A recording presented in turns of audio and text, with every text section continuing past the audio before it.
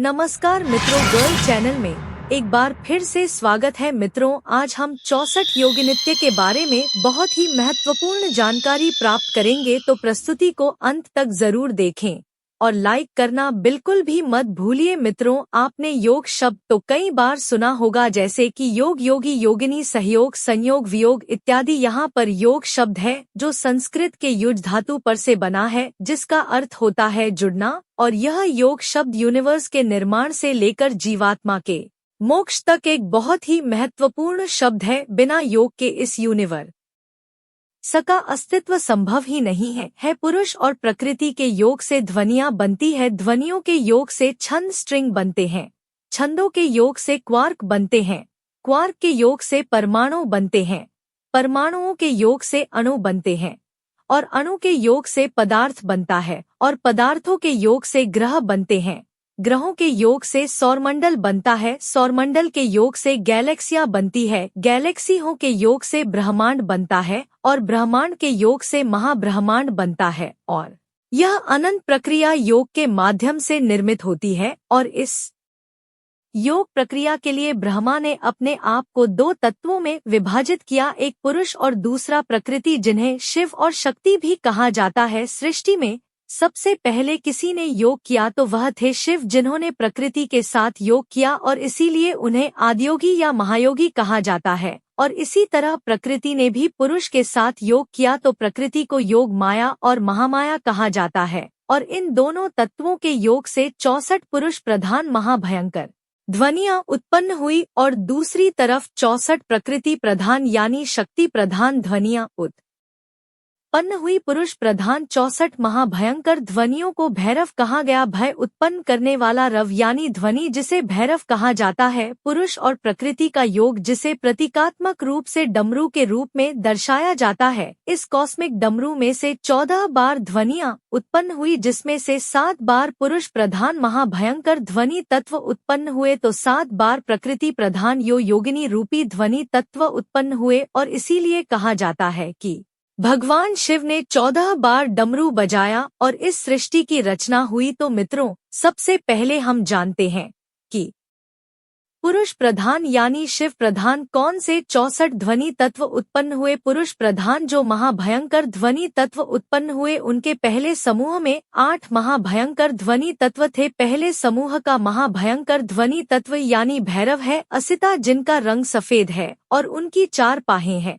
और इस समूह में अन्य 7 भैरव है। दूसरे समूह का भैरव है रूरू, जिनका रंग हल्का नीला है। इस समूह में भी अन्य 7 भैरव है। तीसरे समूह का भैरव है चंद, जिनका रंग गौर है और उनके 4 पाहें हैं, और उनके साथ भी अन्य 7 भैरव है। चौथे समूह के भैरव है क्रोध, जिनका रंग गहरा नीला है, इनकी भी 4 बाह है, और उनके साथ भी अन्य 7 भैरव है। 5वें समूह के भैरव है उन्मत्त, जिनका रंग सुनहरा है, इनकी भी 4 बाध हैं, और उनके साथ भी अन्य 7 भैरव है। 6ठे समूह के भैरव है कपाल भैरव, जिनका रंग चमकदार पीला है, इनकी भी 4 बाहें हैं, और उनके साथ भी अन्य 7 भैरव है। 7वें समूह के भैरव है भीषण, जिनका रंग लाल है, इनकी भी 4 बाहें हैं, और उनके साथ भी अन्य 7 भैरव है। इस तरह 7 समूह पूरे हुए, और 8वें समूह के रूप में पुरुष खुद ध्वनि तत्व रूप में प्रकट हुए, जिन्हें सहार भैरव कहा जाता है। यह सहार भैरव सभी भैरव में प्रमुख भैरव है। इन्हें काल भैरव भी कहा जाता है, जिनका रंग बिजली जैसा पीला और नारंगी है, जिनकी 10 भुजाएं हैं,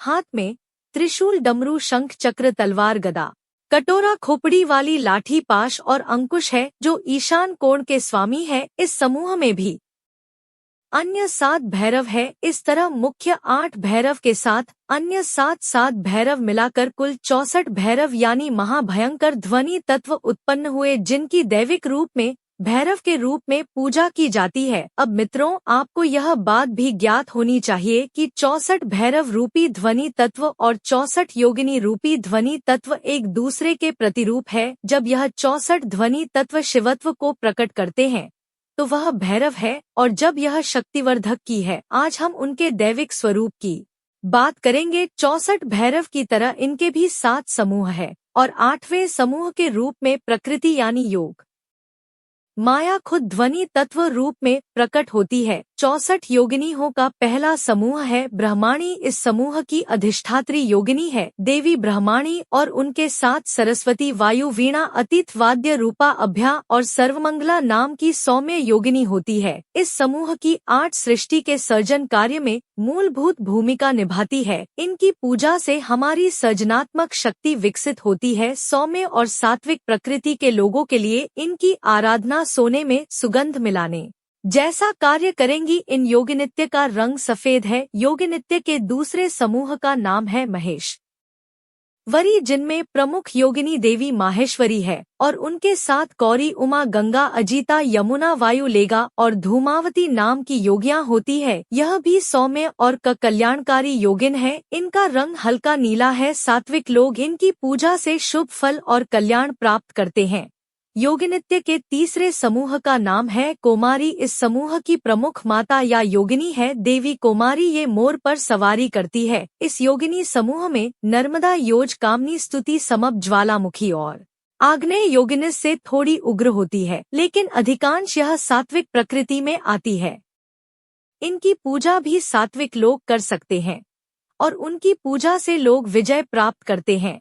इन योगिनी का रंग गोरा है। योगिनिस का नाम है वैष्णवी, जिनमें प्रमुख योगिनी वैष्णवी है जो भगवान विष्णु का प्रतिरूप है। इनके साथ में लक्ष्मी, वारुणी, विंध्यवासिनी, कबरी, विरजा, मोह, लक्ष्मी और नारायणी नाम की योगिनित्य गिनियों का रंग गहरा नीला है। इन योगिनियों की प्रकृति राजसिक है। राजसिक प्रकृति वाले लोगों के लिए इन योगिनित्य की पूजा फलदायी होती है। यह योगिनी प्रसन्न होती है तो हमें धन, धान्य, समृद्धि देती है। योगिनित्य के 5वें समूह का नाम है वाराही। इस समूह में मूर्ति, विरूपा, बेताली, जल, कामिनी, भालुका, सर्पा, श और विनायकी जैसी योगिनी होती है और वाराही इनमें प्रमुख योगिनी है। इन योगिनित्य का रंग सुनहरा है और यह भी राजसिक प्रकृति वाली जोगिनियां है। योगिनित्य के 6ठे समूह का नाम है इंद्राणी, जिन्हें ऐन्द्री भी कहते हैं।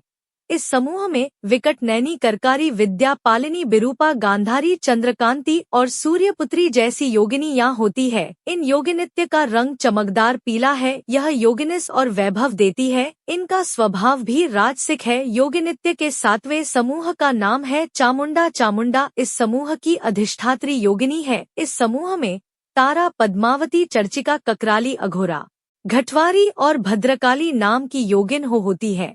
चामुंडा योगिनी का स्वरूप बहुत ही विकराल और भय उत्पन्न करने वाला है। उनकी बड़ी बड़ी लाल आंखें और हड्डियां दिखाई दे रही हो ऐसा दुबला पतला शरीर, आग की ज्वाला जैसे केश और उनका भयावह रूप देखकर कोई भी डर सकता है। यह योगिनी समूह तामसिक प्रकृति का है और इसीलिए तांत्रिक लोग इन योगिनित्य की विशेषकर साधना और पूजा करते हैं।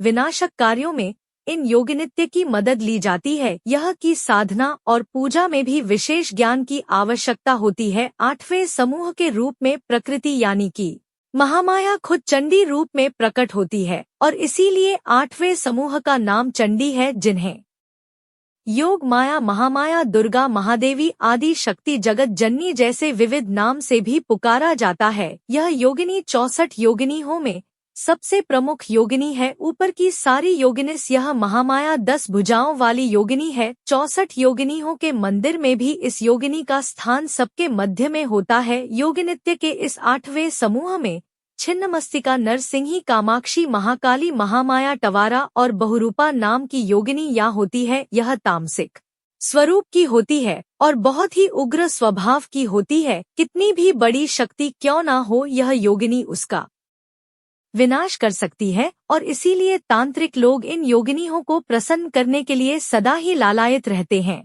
इन योगिनित्य का प्रभाव या कहे कि उनका ऑरा मंडल इतना तीव्र होता है कि यदि हम उनके ऑरा मंडल के प्रभाव में आ गए तो हम बीमार पड़ सकते हैं। उनकी एनर्जी को हमारा शरीर सहन नहीं कर सकता, जिसे क्षेत्रीय भाषा में योगिनी की आड़ में आ गए यानी कि योगिनिस कहा जाता है। अब दूसरी बात यह भी है कि यह योगिनिस शक्ति है कि उन्हें किसी भी अन्य देवी देवता की अनुमति नहीं चाहिए होती है। यह किसी भी देवता के स्थान में जा सकती है और कोई भी व्यक्ति ब्रह्मांड के किसी भी स्थान पर इन योग नृत्य की स्थापना कर सकता है। लेकिन ध्यान रखने वाली बात यह होती है कि इन 64 योग नृत्य की स्थापना हमारे रहने वाले घर के अंदर नहीं की जाती। इन योग नृत्य का मंदिर हमारे घर से दूर, विशेषकर मुख्य द्वार के पास होना चाहिए, क्योंकि घर के अंदर हम इन 64 योग नृत्य की शक्ति को सहन नहीं कर सकते और इसके विपरीत परिणाम हमें प्राप्त हो सकते हैं। अब कुछ लोग ऐसे भी होंगे जिनके यहाँ योग नृत्य की पूजा नहीं की जाती होगी, लेकिन कुलदेवी की पूजा जरूर की जाती होगी।